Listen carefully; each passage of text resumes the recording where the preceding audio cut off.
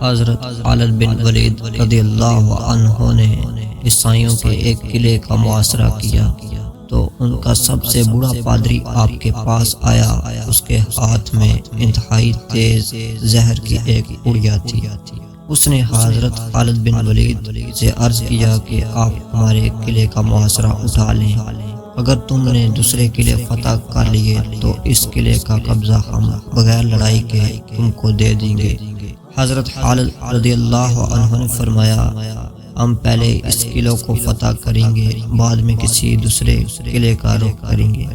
یہ سن کر پادری بولا اگر تم اس قلعے کا محاصرہ نہیں اٹھاؤ گے تو میں یہ زہر کھا کر خودکشی کر لوں گا اور میرا خون تمہاری گردن پر ہوگا۔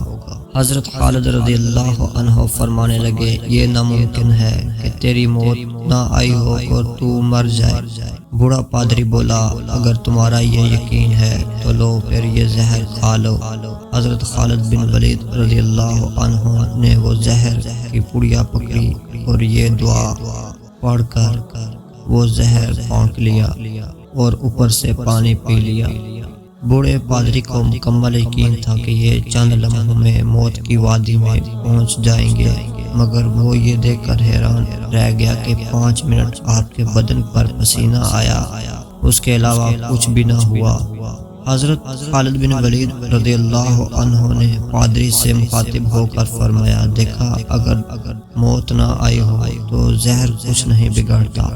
پادری کوئی جواب دیے بغیر اٹھ کر بھاگ گیا اور قلعے میں جا کر کہنے لگا اے لوگو میں ایسی قوم سے مل کر آیا ہوں کہ خدا تعالیٰ کی قسم اسے مرنا تو آتا ہی نہیں، وہ صرف مارنا ہی جانتے ہیں۔ جتنا زہر ان کے ایک آدمی نے کھا لیا، اگر اتنا زہر پانی میں ملا کر ہم تمام اہل قلعہ کھاتے تو یقیناً مر جاتے، مگر اس آدمی کا مرنا تو درکنار، وہ بے ہوش بھی نہیں ہوا۔